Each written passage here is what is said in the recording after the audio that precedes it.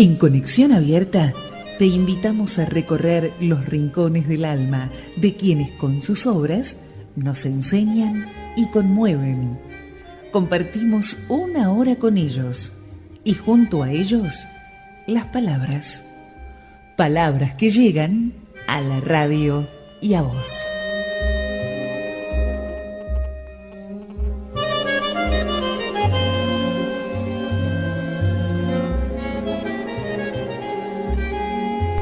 ¿Qué tal? ¿Cómo les va? Bienvenidos, qué gusto saludarlos y compartir este comienzo del sábado, los primeros trazos del sábado en Palabras que Llegan, el programa que hacemos en Conexión Abierta, la radio online de la UAI, la Universidad Abierta Interamericana, con Ornella Gentili en la producción, con Daniela Ferrín en la producción también y en la operación técnica. Hoy nos acompaña Margarita Stolbizer, candidata a presidenta de la Nación por el Frente Amplio Progresista en las elecciones del próximo mes de octubre. Hizo un alto en su campaña electoral y eso lo valoramos enormemente para visitarnos, tomar un café con nosotros, compartir un lindo rato, hablar de política, por supuesto, pero también de la vida, porque es la candidata, pero ante todo es una mujer. Y la vamos a conocer, nos vamos a meter, o a intentar al menos meternos en los vericuetos de su alma, una persona que marca con su recorrido que se puede decir y ser consecuente con eso que se dice en los hechos. Gracias por acompañarnos, Margarita. Es un verdadero placer que nos acompañes esta noche. Muchas gracias, Leo, a vos por la invitación. Para mí es un gusto estar acá. Me imagino que estás atravesando días muy intensos en plena campaña electoral de cara a las elecciones. Eso es así, a veces la gente me pregunta, y bueno, ¿no estás tan cansada? Y yo digo, tengo muchas campañas encima en la provincia de Buenos Aires. Es la primera vez que hago una campaña así nacional, pero en la provincia de Buenos Aires te da un entrenamiento bárbaro. Yo le he recorrido cantidades de veces y es tan grande que sinceramente vengo con mucho entrenamiento. Entonces me he hecho cargo de esto, que es un desafío muy importante, por supuesto. Yo si te tuviera que contar algo, digamos, en esta intimidad de tu programa, es que yo no tenía esto, digamos, como parte de mi plan de trabajo para este año. Yo había participado con entusiasmo de lo que fue la formación del Frente Amplio UNEN, con el radicalismo, y me sentía ahí muy cómoda trabajando y acompañando a Hermes Wiener. Trabajábamos cerca de Julio Cobo. La verdad es que era un espacio político que yo estoy convencida estaba llamado a ser la alternativa frente a este gobierno.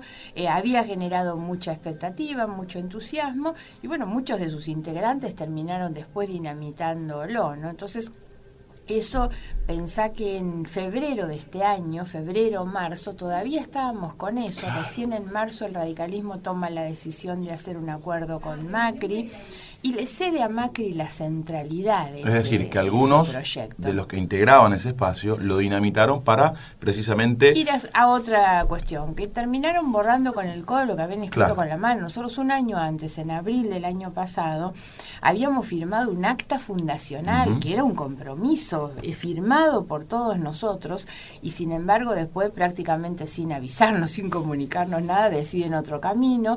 Como consecuencia de esto, Wiener, que era el candidato que nosotros acompañamos, también declina su candidatura porque él considera que, bueno, había que empezar de nuevo estas cuestiones. Así que recién en el mes de abril yo tomo la candidatura. Y esto lo digo porque, claro, cuando uno mira los resultados no han sido para nosotros satisfactorios, estuvimos lejos de nuestra expectativa, pero también es cierto que hay que mirar de dónde salimos. En el mes de enero, cuando nosotros trabajábamos, yo estuve en Mar del Plata con Cobos y con Wiener. Mar del Plata era un despliegue de plata, de recursos, de marketing, de campaña, las playas con los colores, era amarillo o era naranja, hasta Uribarri tenía una playa en Mar del Plata este año. Y yo trabajaba con otro proyecto y lo hacíamos además con mucha humildad, mucha austeridad incluso. Entonces fíjate que cuando yo salgo, la verdad, muy por atrás del resto de los candidatos. Entonces, bueno, creo que de todos modos hemos logrado construir un espacio político con identidad propia, entonces me siento conforme en ese sentido.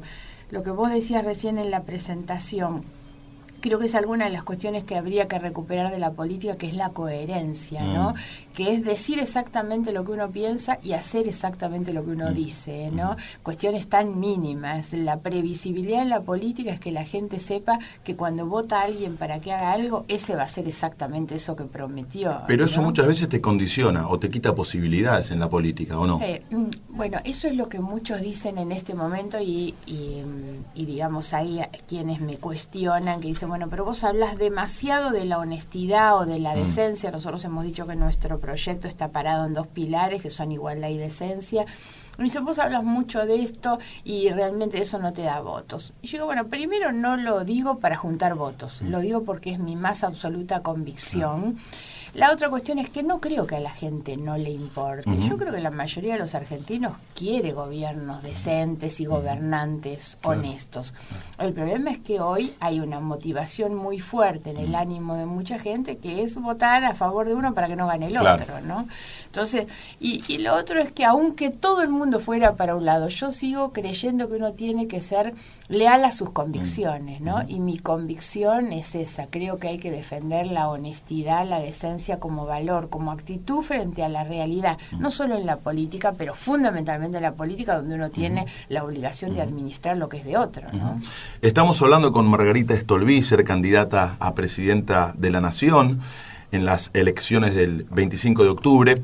Es un gusto que nos esté acompañando en esto que es Palabras que Llegan. Nos pueden ubicar también en las redes sociales, en Twitter, @palabrasllegan, en Facebook, en Facebook es Palabras que Llegan Radio. Palabras que Llegan Radio. Eso lo maneja nuestra productora, Ornella Gentili. Yo estoy un tanto alejado de las redes sociales. Las miro a la distancia, ¿no? Qué lindo que puedas trabajar con Ornella acá, te felicito. Bueno, hablando de hijos y de orgullo, sé que tenés 3, pero en particular sé que sos amante del deporte, que te gustan los autos. Ahora vamos a hablar de esto un poquito más, pero me imagino que estarás con el orgullo a flor de piel después de la clasificación de la selección argentina de básquet a los Juegos Olímpicos de Río del año que viene, y con Nicolás Laprovítola, que es tu hijo y que fue una de las figuras de la selección.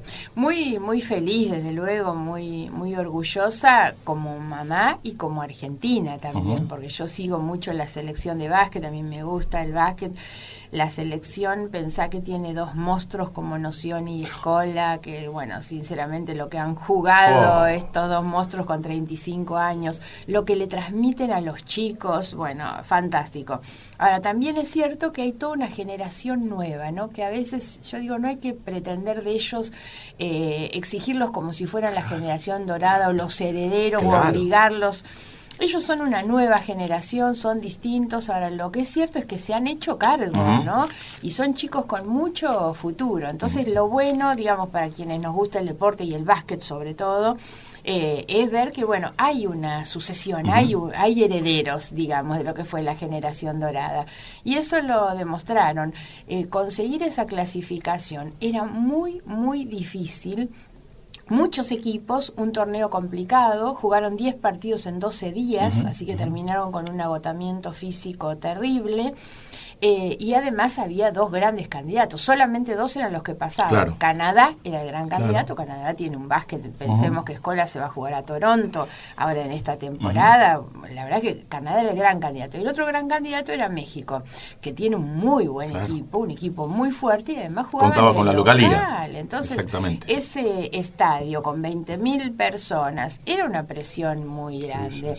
Y ellos ganaron en la primera fase, le ganaron a Canadá. Eso les dio mucha autoestima, si bien no era definitorio, pero les dio mucha autoestima porque empezaron a sentir que podían, le habían ganado a Puerto Rico también, a Dominicana. Entonces eso les sirvió mucho, esas cosas sirven para la autoestima. Y después, bueno, ni que hablar, perdieron con México primero y le ganan en la semifinal. Así que bueno, yo estoy encantada. Como mamá, por supuesto, Nicolás es uno de de mis hijos y a mí me llena de ¿Tenés orgullo. 3? Los 3 juegan al básquet, pero bueno, Nicolás está en otro nivel profesional. Y ahora lo tenés lejos. Y ahora en se Lituania. está justo en casa esta semana que vino de México y el sábado ya se toma el avión para Lituania, así que bueno, voy a estar mucho tiempo sin verlo. Le voy a proponer a Agustín Vila llevarte a Radio La Red para que tengas tu columna de básquet. Yo voy a seguir relatando fútbol, lo tenemos a Guillermo Salatino con el tenis, y la vamos a llevar a Margarita para que tenga su columna de básquet. ¿Sabes un montón? Muchísimo, pero además vos sabés que me conozco a todos los jugadores de la Liga Nacional. ¡Qué bárbaro! Los conozco a todos, a veces algunos me conocen y los encuentro, claro, porque han sido compañeros de Nicolás, y otros ni me conocen, pero yo los sigo a todos, ¿viste? Y conozco y sé, y cuando llega esta etapa del año ya sé, bueno, y este fue a tal club, el otro a tal otro, los cambios cómo se hicieron, de dónde Qué viene. Bueno. ¿Y sos crítica? Con Nicolás, con tu hijo, después de los partidos, le marcás cosas, hablás del partido, de lo técnico, de la táctica, de lo conceptual. Sí, bueno, por ahí no tan finito, digamos, pero siempre el comentario está. Así como cuando está muy bien, lo aliento y le digo, de la misma manera cuando creo que él no estuvo bien o su equipo no estuvo bien, también hago los comentarios. Estamos hablando es un abuso tal vez, ¿no? Pero pará, porque ahora yo te voy a preguntar al revés. Estamos hablando de Nicolás Laprovítola, que es el hijo de Margarita, que se va a jugar a Lituania, que es una de las figuras de la selección argentina de básquet. ¿Él se mete en lo tuyo? ¿Habla de política con vos? ¿Te dice, mamá, por qué declaraste esto? ¿Por qué no vas por el otro lado? ¿O no? No, Nicolás no. Un poco tal vez hace 2 años que Nicolás ya no vive acá, estuvo 2 años en jugando en Brasil, sí. En Flamengo. Claro. Los otros 2 sí, porque están más cerca mío. Entonces los otros 2 sí son el más chico, por ejemplo, que ese es bastante crítico. Mamá, saca esa foto del Facebook. Mamá, ¿por qué tal cosa? Y tenés que hacer esto o lo otro. Los 2 que están acá, Federico y Tata, que son el del medio del más chiquito, eso sí, tienen mucha más participación, se involucran. Nicolás menos, como que él tiene más distancia por ahí por el tiempo que no estaba. Conversamos, desde luego, y yo siento en ellos un enorme apoyo, ¿no? Nicolás es de un gran apoyo, porque sí hay una cosa que Nicolás hace que me ayuda, que es a la distancia, y debe ser la culpa de que nunca está para votarme, porque no estuvo en agosto porque estaban de viaje, y no va a estar en octubre, claro, y ya tampoco estuvo hace 2 años. Entonces él me ayuda con las redes sociales. Entonces él, claro, desde sus redes, él manda la información mía. Para mí eso también es una forma de ayuda y involucrarse, sin duda. Estamos hablando con Margarita Stolbizer. Recién hacíamos hincapié en la campaña. Cuando vas a las charlas, cuando viajás a diferentes puntos del país, ¿qué es lo que más te reclama la gente, lo que más pide, lo que más demanda? Y hay una cosa que yo vengo viendo desde hace mucho tiempo, o sea, tanto como para encontrar una, porque te imaginas que en muchos lugares tiene que ver a veces con situaciones distintas desde lo muy regional, puntuales de cada lugar, tiene que ver, claro, con lo económico, que tiene que ver con el empleo, que tiene que ver con la educación, con muchas cosas. Pero yo resumiría esto en una palabra, que es, digamos, lo que uno más comúnmente escucha, que es el tema seguridad. Pero en esto quiero hacer esta aclaración. Cuando la gente plantea seguridad, hay un concepto alemán que está vinculado con la seguridad. En alemán es Sicherheit el concepto. Y quiere decir al mismo tiempo seguridad, certezas y protección. Entonces, cuando uno se pregunta por qué al tope de las demandas está la seguridad, bueno, porque en realidad la gente está pidiendo mucho más que policías. El error de los políticos es creer que se responde a la demanda de seguridad con policías. Y la gente lo que pide son certezas, tranquilidades, posibilidades de su futuro, sentir que nadie le va a arrebatar lo que tiene. ¿Y cómo se consiguen esas certezas? Y cuando la gente te plantea seguridad, yo siempre digo, lo que quiere saber es que sube a un tren y el tren llega a destino y que no se va a estrolar en la estación de 11. La gente quiere saber que va al supermercado y que este mes compra lo mismo que el mes pasado con la misma plata. Eso es seguridad. Quiere saber que está trabajando, hace un aporte y que cuando llegue a ser viejito va a tener una jubilación digna. Eso es seguridad. Por eso la gente habla tanto de seguridad, porque habla de certezas, habla de protección, quiere un Estado que la cuide, que la proteja. Lo que nosotros tenemos que hacer, y para mí la gran discusión, que lamentablemente es una discusión que no está, que no existe ni en la campaña electoral ni en otro momento, es cuál es el papel del Estado. Lo que yo veo mucho, y sobre todo en estos últimos días se ha notado con las denuncias y demás, hay una concepción del Estado botín, el Estado como un botín de la política. Entonces yo llego, me apropio del Estado y lo que hago es utilizarlo para financiar la política o para enriquecimiento personal o para que algunos amigos hagan negocios. Hay muchos que creen que el Estado es eso. Y yo creo que el Estado es el que tiene la obligación de darle a la gente esas tranquilidades, esas certezas, esas seguridades que la gente necesita. Ustedes en la campaña ponen particular énfasis en el control a la minería y a los agroquímicos. ¿Qué te genera cuando lees, cuando te enterás que San Juan limitó el consumo de agua por el derrame de cianuro en la mina de Veladero? Bueno, es una de las discusiones de estos días, la verdad, y que para nosotros, yo vengo siguiendo el tema San Juan desde hace mucho, nosotros tenemos ahí uno de nuestros referentes más importantes en cuestiones ambientales, que es el doctor Diego Seguí, y ellos han hecho permanentemente una denuncia sobre la situación de la explotación minera. San Juan tiene además justamente en esta minera un conflicto, un problema realmente muy grande y que tiene que ver con el agua. Porque el agua es otro de los temas que cruza prácticamente, digamos, nuestras vidas. El agua tiene que ver no solo con el tema del consumo, el agua tiene que ver con nuestra producción agropecuaria y justamente las mineras lo que hacen hoy es llevarse en gran medida el agua que se le está privando a la gente. Hoy el riesgo que hay es un riesgo de contaminación muy alta y eso es lo que está sufriendo la gente en ese lugar. Y ahí es donde nosotros, otra vez volviendo a lo que decíamos antes, lo que hay es un Estado ausente, un Estado que piensa más en los negocios que se pueden hacer y realmente nosotros creemos en la necesidad de preservar nuestros recursos naturales. Y esa es una forma. San Juan es además, particularmente ahí Veladero, un ejemplo del mito que se arma atrás de la explotación minera o megaminera, que es el tema del empleo. Cuando te dicen, no, pero estos vienen y dan mucho trabajo. Bueno, ahí en San Juan lo que ocurrió es que se empezaron a ir y dejaron la gente en la calle. Entonces, ni siquiera el empleo que te dan deja de ser una cosa transitoria, casi de fantasía por un corto tiempo, y después eso no se garantiza. Cuando además, si nosotros tuviéramos agua, una producción agropecuaria, la Argentina tiene el enorme valor, la riqueza basada en su tierra y en lo que la tierra puede producir. Somos el 8º país del mundo por la extensión territorial. Entonces, ¿cómo no tener otro concepto de la tierra, ¿no? Y lamentablemente lo que estamos haciendo es desperdiciar esta que es nuestra riqueza. Me refiero a la tierra y lo que la tierra puede producir. Estamos hablando con Margarita Stolbizer. Vos tenés tu espacio acá, aquí los jueves a las 11 de la mañana, Gente Progresista. Así es. Así que quien te quiere seguir escuchando lo puede hacer. Los jueves a las 11 aquí en la radio de La Guaira. Aquí en Conexión Abierta. Vos sos de Morón. Sí, ahí nací y ahí vivo. Bueno, nos vamos a retrotraer imaginariamente a aquellos, tus primeros pasos, pero no en la política, en la vida, ¿sí? Porque viste que los primeros pasos son los que te van marcando y te van llevando por un determinado lugar. Sin duda. ¿Te parece bien? Sin duda. Vamos.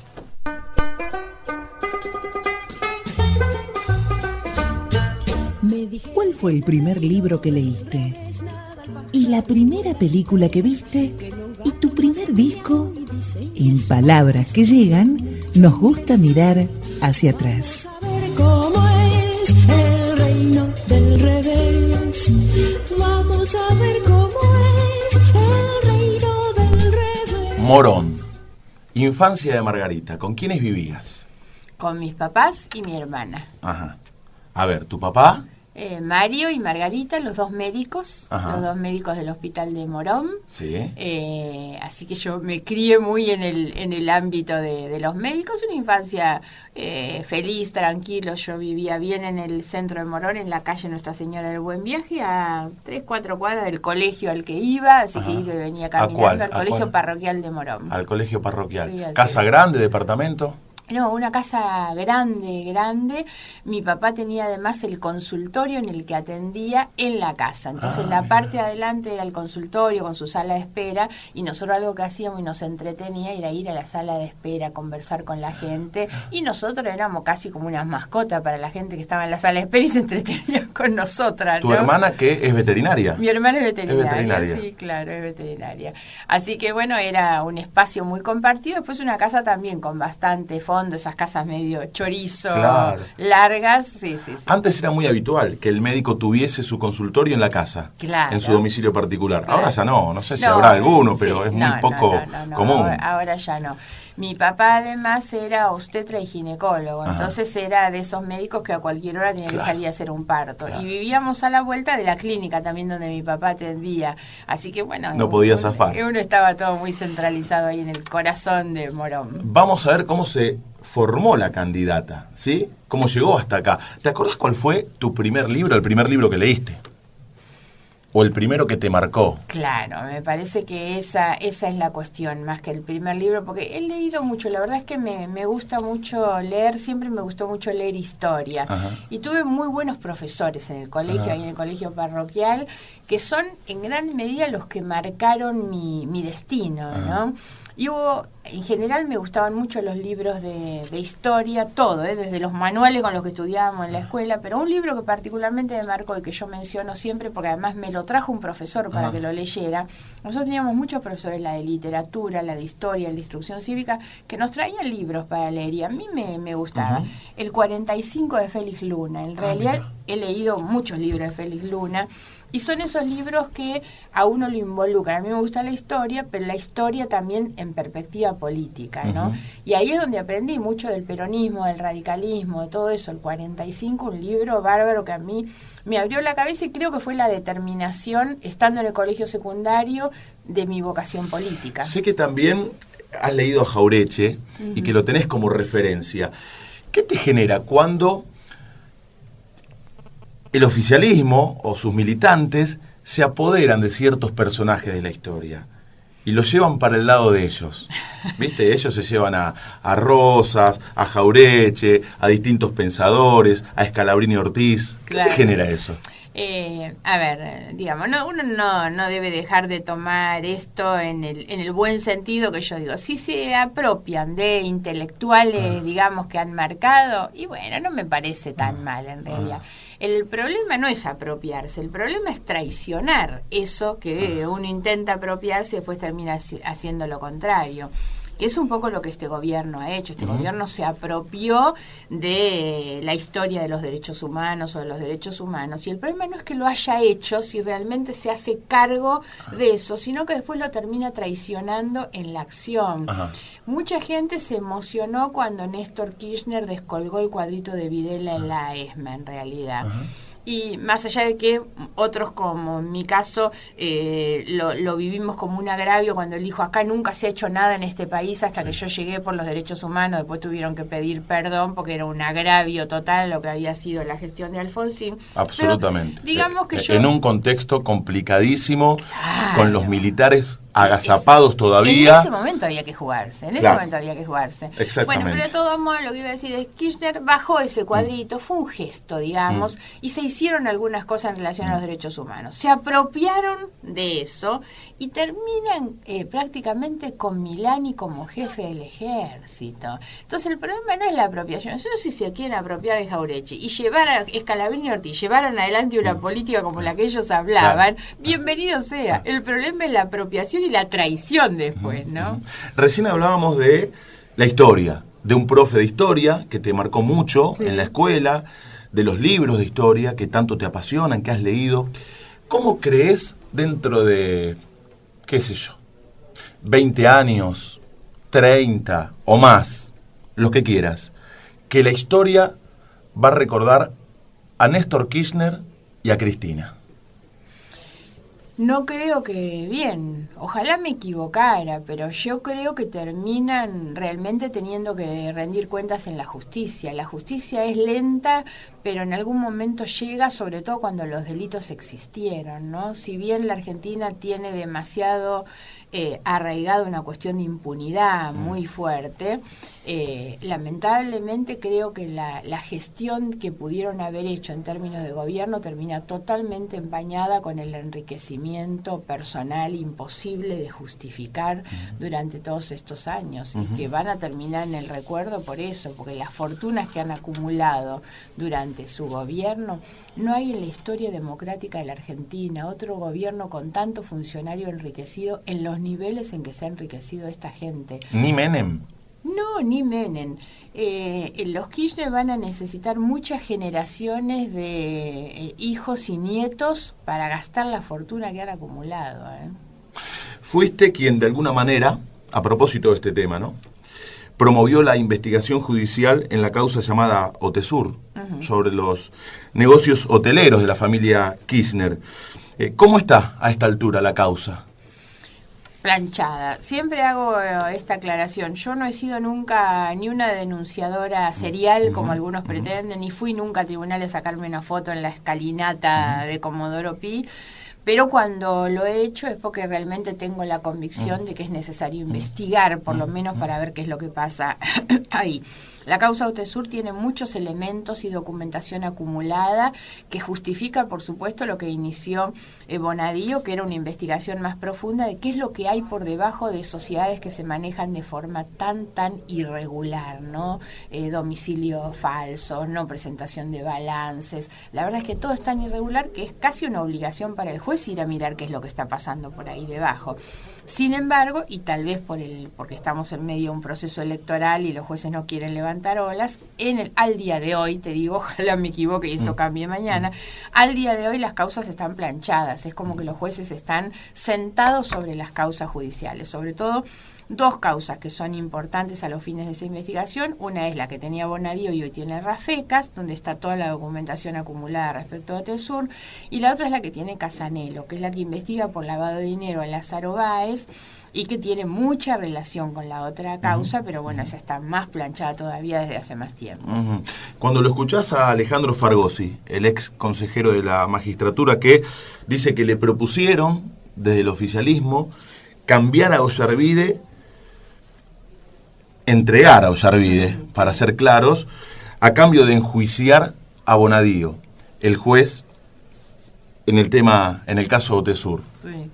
¿Qué pensás? ¿Qué crees? Es una vergüenza, por supuesto que esto es posible, ¿no? Es una vergüenza. ¿Le crees a Fargosi? Sí, claro. Es una vergüenza que esto se haya intentado, como es una vergüenza que hayan sostenido a Ollarvide durante todo este tiempo. No nos olvidemos la trayectoria de Ollarvide. Yo estaba en el Congreso cuando el atentado de las Torres Gemelas del 11 de septiembre, Ollarvide estaba a punto de ser destituido. Y de buenas a primeras y aprovechando la conmoción que había en una sesión entre gallos y medianoche, lo salvaron este mismo oficialismo, que es con el que después él ha construido una relación permanente, digamos, de sostenimiento. Ollarvide es quien mandó a archivar las causas de investigación de enriquecimiento del matrimonio Kirchner. Bueno, ha sido servil, funcional a este gobierno durante todo este tiempo. Entonces, lo malo no es que se lo quieran sacar de encima ahora, sino que lo hayan mantenido y que como canje pretendan hoy voltear a un juez que lo que decidió es avanzar en la investigación. Estamos hablando con Margarita Stolbizer, candidata a presidente por el Frente Amplio Progresista, en esto que es Palabras que Llegan, con Ornella Gentili en la producción, con Daniela Ferrín, nuestra encantadora operadora y productora también, con su enorme panza que está creciendo, ese bebé que debe estar ávido por salir ya, porque no sabe con lo que se va a encontrar, por eso, ¿no? Acá te voy a contar, Margarita, cómo funciona esto. Cuando el invitado pide café, le traen café al conductor. Cuando el invitado dice, no quiero más café, chau, no hay tampoco para... Así que yo te voy a invitar otro café y ojalá que la respuesta sea afirmativa. ¿Tomás otro cafecito? Toma, un cortadito. Otro cortado y un café, gracias a Dios, porque así yo digo el segundo café de la noche. Sí. En un ratito vamos a ir a ese tema, ¿sí? Al tema del día. Pero es una charla entre amigos para que la disfrutemos, para que la gente también lo pueda disfrutar, escuchando Palabras que Llegan. Hablábamos de tus primeras lecturas o aquellas que te marcaron. ¿Te acordás cuál fue la primera película que viste? Ay, no. Habrá sido en el cine de Morón, supongo. Ay, sí, seguramente, pero no, vos sabés que eso no me... No, me cuesta ¿No te acordás? Muchísimo. Y esa película que te marcó un quiebre, que vos dijeras, wow, que te voló la cabeza. Hay una película y un libro, porque viste que a veces uno relaciona mucho también el libro, sobre todo cuando se trata de hechos, digamos, reales que son llevados a la literatura y al cine después, que fue Sacco y Vanzetti. Yo vi la película y leí el libro, y son de esas cosas que me generaron muchísima conmoción, ¿no? Yo vi la obra en el Cervantes, protagonizada por mirá qué bueno, yo no la Fabián vi. Bena y Walter Quirós. Sí, es muy cierto, buena, claro, Margarita. Claro. Sí, estremecedora. sí. Estremecedora. Bueno, la historia es estremecedora. Por eso digo, son esas cosas que uno no sé si fue la película lo que conmocionó o la historia, porque es un hecho real. Entonces, bueno, por supuesto que me acuerdo siempre del libro y de la película, son esas cosas que a uno lo marcan. Acá me das pie para algo, porque en aquel momento la prensa, cómo comunicaba, de la manera que decía, fue fundamental para que esa historia termine como terminó, con los dos ejecutados.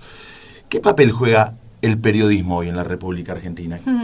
¿Cómo ves al periodismo? Yo creo que es necesario separar dos cuestiones. Cuando uno conversa con el periodismo, si veo un sector, digamos, profesional y del trabajo realmente comprometido, es el periodismo. Uno conversa en el mano a mano con el periodista, los periodistas son comprometidos, son jugados, son bastante independientes. La diferencia son los medios en donde los periodistas trabajan, y ahí me parece que tenemos otro tipo de tensiones distintas. Hoy los medios juegan todos intereses particulares, intereses económicos vinculados con lo político, por supuesto, y eso es también uno de los grandes fracasos de lo que fue una de las grandes banderas de este gobierno, que era la ley de servicios de comunicación audiovisual para reemplazar la vieja ley de radiodifusión de la dictadura.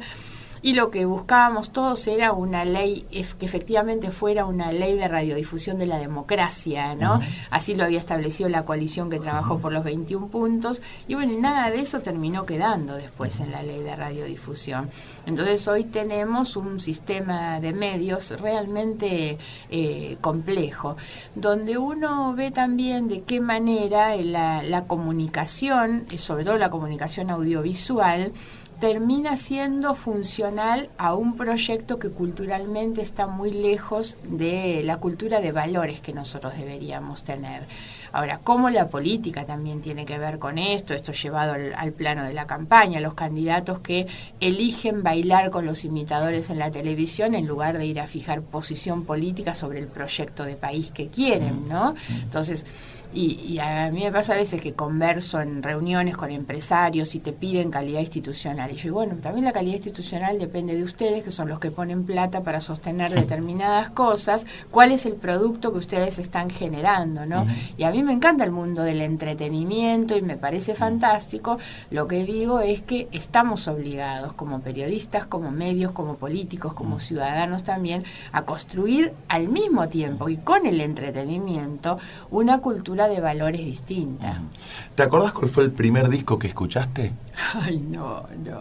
O la primera música. Me estás remontando a tantos años atrás. Te hacemos pensar. Porque además. No tantos, pará. No sí, tantos. Muchísimos, No tantos. Muchísimos. Pero además te voy a confesar. O la primera algo. Música que te gustó. Por eso, te voy a hacer esa confesión de época. Yo soy de la época de Palito Ortega, del Club del Clan, sí, bueno, por ejemplo. Sandro. Claro. ¿No? Johnny Tedesco. Yo escuchaba esas cosas, ¿viste? A mí me gustaba eso por mi edad. Claro. Imagínate, yo era chica y el Club del Clan era lo. Después vino ya la época de esos programas de televisión que eran música en libertad y esas cosas, sí. Claro, donde se bailaba y se escuchaba música también. Así que, bueno, eso era, y siempre me gustó, obviamente, la música nacional.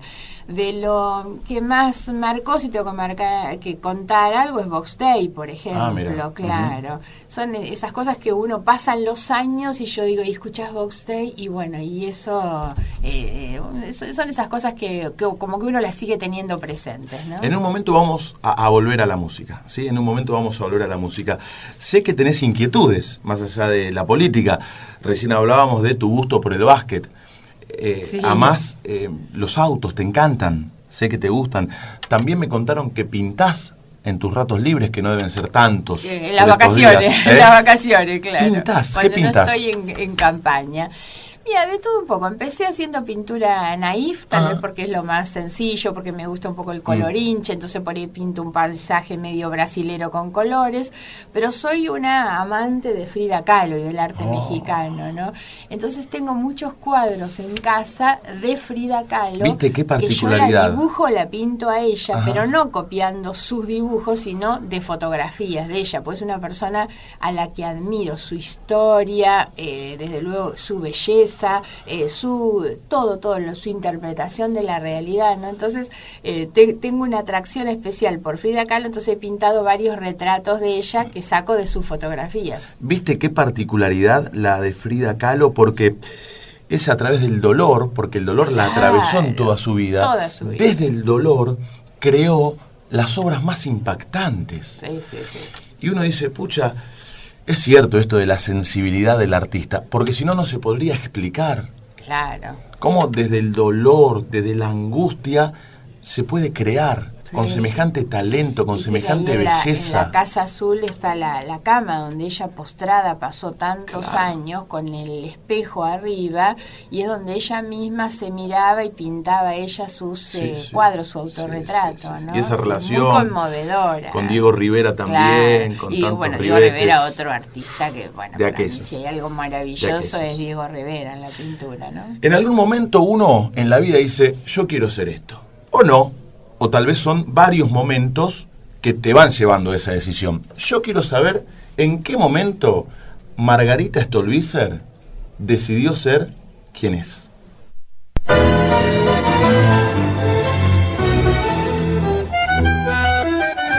En palabras que llegan, contame parte de tu historia.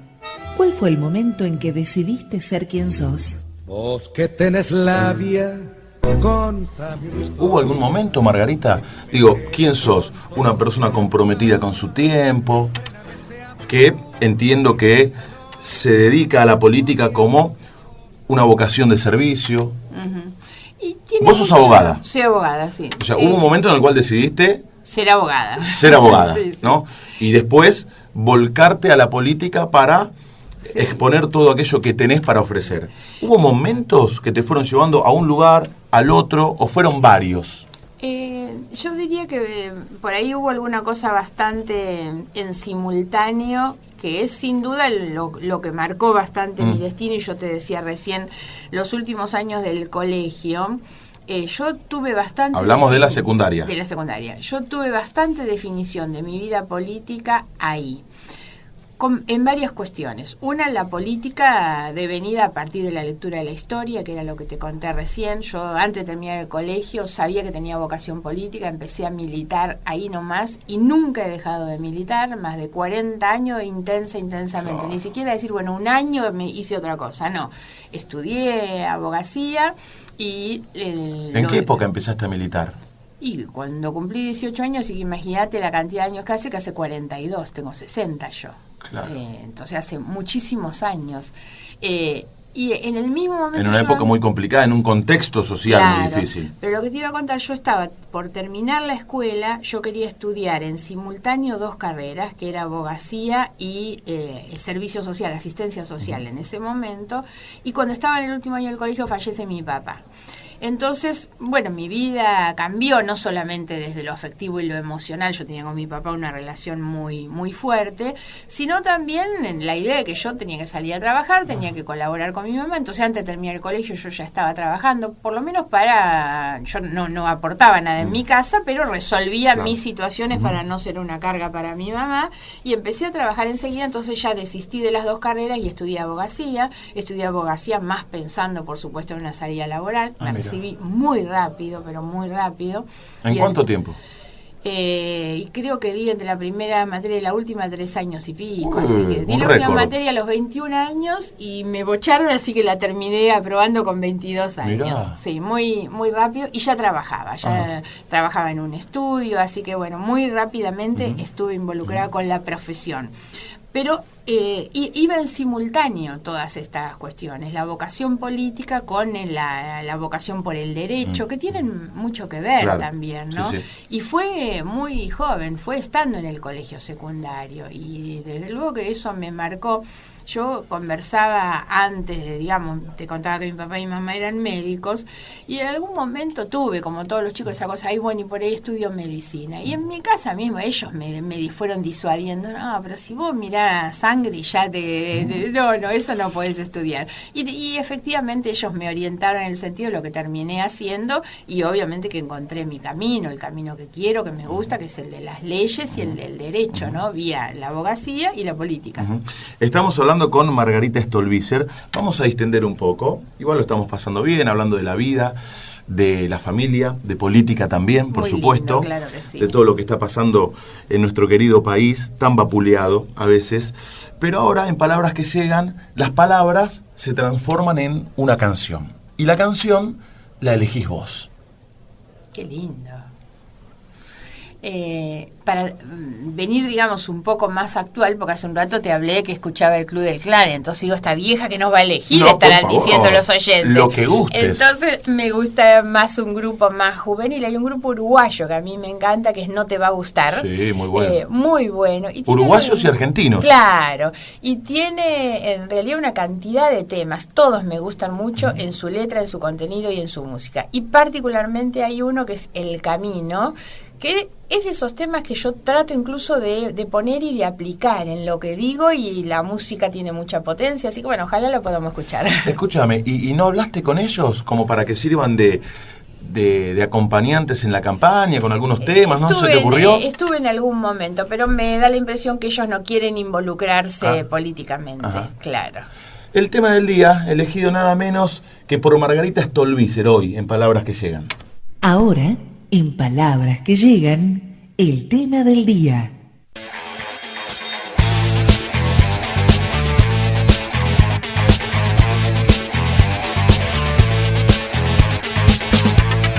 No estamos preparados para morir. Al mundo no le importa lo que sentís.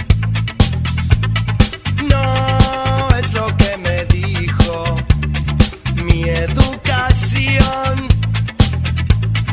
No quiero formar parte, pido perdón.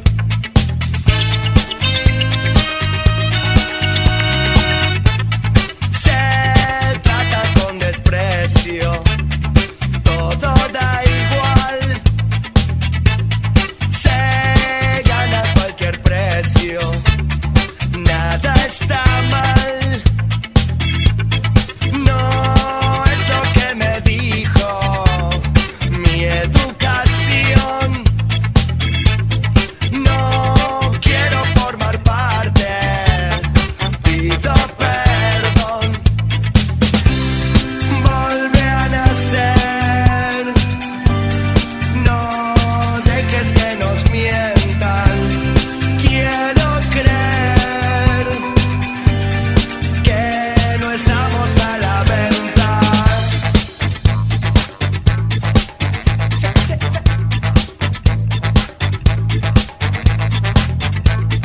No nos atrae vivir apurados. No nos alcanza el hecho de llegar. No nos molesta el camino más largo. No nos preocupa que pueda pasar.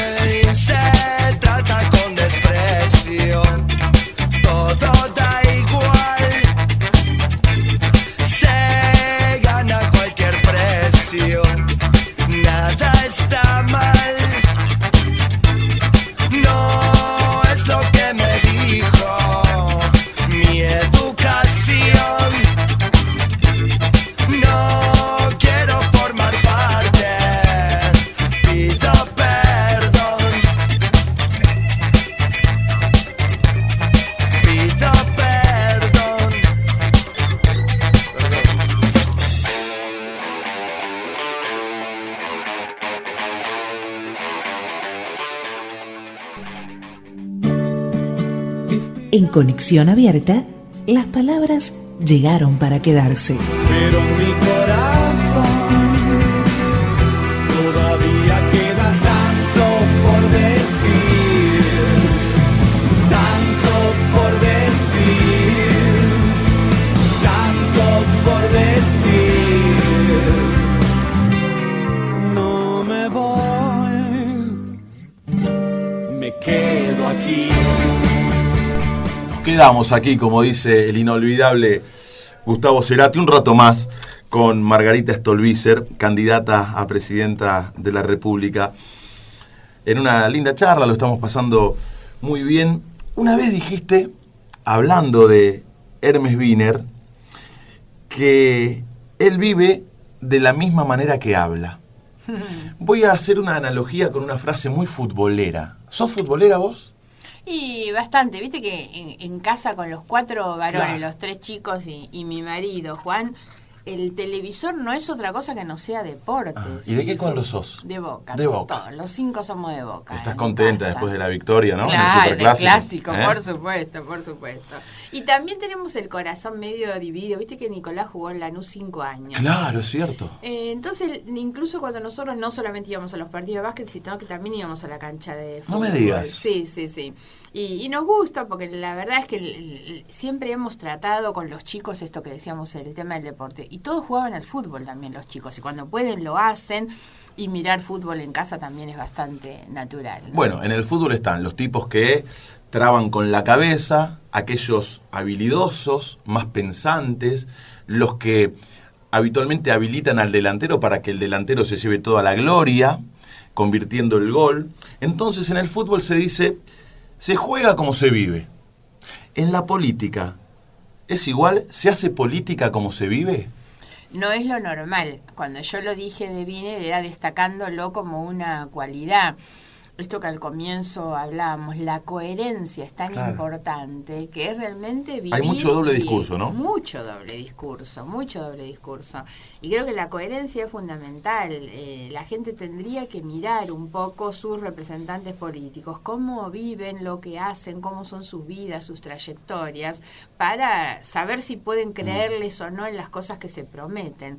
Y viene de esas personas, de una sencillez, de una austeridad, en todo sentido. Cuando uno se convierte en transparente y la gente puede a través de uno saber perfectamente qué es lo que uno va a hacer, ¿no?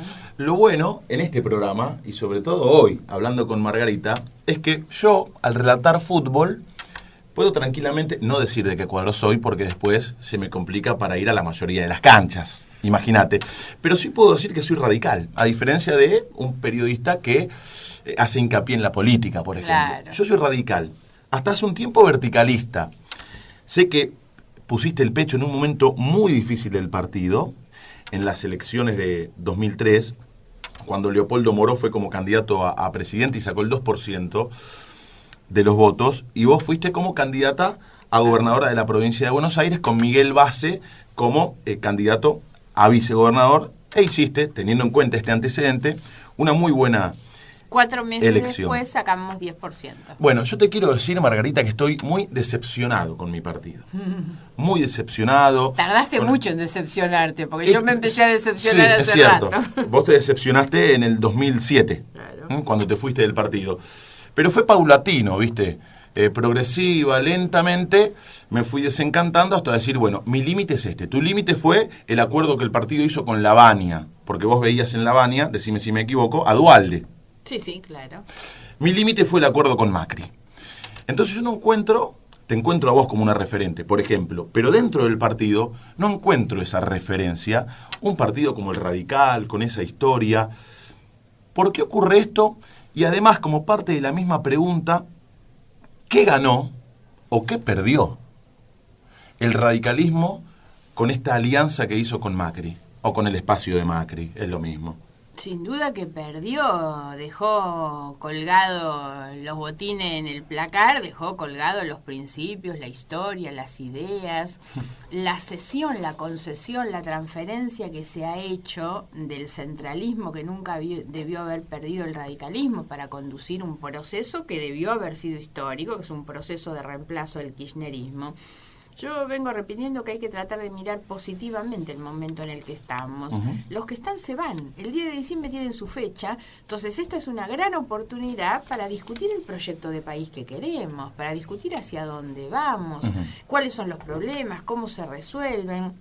Y en eso el radicalismo tenía mucho para hacer y para decir. Y lo concedieron, lamentablemente, a un hombre que porque puso los, ¿cómo le llaman? Los metrobuses en la ciudad de Buenos Aires. Eso no es un indicador de que puede gobernar la Argentina, ¿no? Por supuesto que uno tiene que poner en la misma condición a Scioli y Macri. Son dos fracasos de gestión. Cuando uno mira que en los territorios que ellos gobiernan lo que más aumentó es la población en villas, la pobreza, el delito, la violencia. Ese es el fracaso, por más metrobús que pongan. Y el radicalismo nunca debió haber concedido ese proyecto, porque ahí rifaron su historia. Entregó las banderas, Margarita. Claro. Tenemos 3 minutos, 2 secciones, y esto te lo tengo que preguntar. Yo lo aprecio mucho, lo admiro a Luis Brandoni, pero me sorprendió lo que dijo el otro día. Sí, a mí también. ¿Sabes lo que voy a decir? Sí. A lo que me voy a referir. Luis Brandoni dijo que si viviera Raúl Alfonsín, lo apoyaría a Macri. Después lo dijo Sanz. Sanz no me merece tanto respeto. Esto corre por mi cuenta, Sanz no me merece tanto respeto. En realidad no me merece respeto Sanz, sobre todo por lo que hizo con el partido. Pero me sorprendió Luis Brandoni. ¿Vos creés que si Alfonsín viviese, apoyaría a Macri? No, de ninguna manera, por supuesto. Yo creo y no tengo ninguna duda que hoy nosotros representamos los principios del radicalismo, las ideas del radicalismo. A mí me llamó mucho la atención, no estoy develando ningún secreto, porque yo he conversado con Beto al tomar la decisión de la candidatura presidencial, y él fue una de las personas que me alentó a mí a tomar esa decisión. Y él estaba bastante en contra. De hecho, en la convención de Gualeguaychú, él no acompañó esa decisión, después decidió disciplinadamente hacerlo, pero creo que esto le hace mucho daño al radicalismo, pensando a futuro también. Los partidos no tienen por qué tener una vida de 200 años aunque hayan tenido una de 100, pero lamentablemente hoy, para encarar esta etapa, que es cómo salimos después del kirchnerismo, y hay que saldarlo positivamente, el radicalismo debió haber pensado para sí mismo un rol. Fíjate que Macri presenta su propuesta, ni los nombra, no tiene nunca un radical ni siquiera sentado al lado. Hay en él un desprecio a los partidos tradicionales. Total. Entonces hay un acuerdo de conveniencia donde él tomó el radicalismo lo que le servía. Mendoza se colgó de un lugar donde los radicales ganaban solos, en realidad, qué necesidad tenían. Entonces le han entregado todo a cambio de nada. Vamos a elegir una palabra. En palabras que llegan, Margarita Stolbizer hoy va a elegir su palabra favorita. Una palabra no dice nada y al mismo tiempo lo esconde todo. En palabras que llegan, ¿qué palabras elegís? ¿Cuál te identifica y por qué? Una verdad no dice nada y al mismo tiempo... De eso se trata esta parte del programa. ¿Qué palabra elegís? ¿Y por qué? Es difícil, ¿no? Porque uno podría hacerlo desde la perspectiva de madre, de ser humano. Yo lo tengo que hacer necesariamente de la política, y lo hago también, si se quiere, como parte de un homenaje a Raúl Alfonsín. Elijo democracia. Qué lindo. Porque democracia incluye muchas cosas. Es la igualdad, es la honestidad, es también la generosidad, la solidaridad, la participación. Y como madre, pues yo te podría haber elegido una palabra más vinculada con la familia, pero creo que también le doy a mis hijos lo mejor si aseguro la democracia. Y la última, hay muchos votantes indecisos, ¿sí? Te están escuchando, algunos de ellos. ¿Por qué tendrían que votar a Margarita Stolbizer el 25 de octubre? Porque aún en los momentos de mayor tensión como es esta, no es bueno votar con una calculadora en contra de alguien, sino que hay que votar positivamente y a favor. Y hay que hacerlo de acuerdo a nuestras convicciones.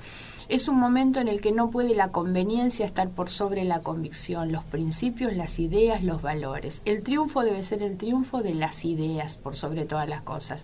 Y hay que construir una Argentina distinta, mucho más justa, y eso no se hace con el Estado de los negocios, se hace con el Estado al servicio servicio de los derechos sociales. Yo me he preparado durante mucho tiempo para estar en este lugar y en este desafío. Ningún gobierno va a poder resolver solo todos los problemas. Ahí es donde hace falta progresistas, un espacio como el nuestro, para que controle, para que garantice la agenda de prioridades. Por eso necesito que me voten y me acompañen, un poco pensando en el futuro. Nos acompañó Margarita Stolbizer, candidata a presidenta por el Frente Amplio Progresista en las elecciones de octubre. Fue un gusto, que tengas muchos éxitos, seguramente la gente te va a acompañar y te agradecemos especialmente porque te hiciste un alto.